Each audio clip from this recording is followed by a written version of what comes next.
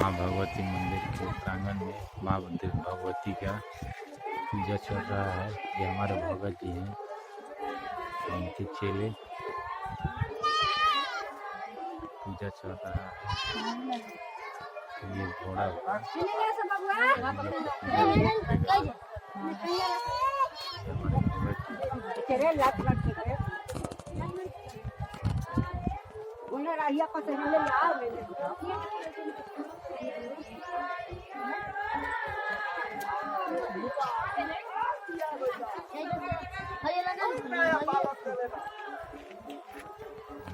भगत जी हैं, हवन दे रहे हैं माँ भगवती का।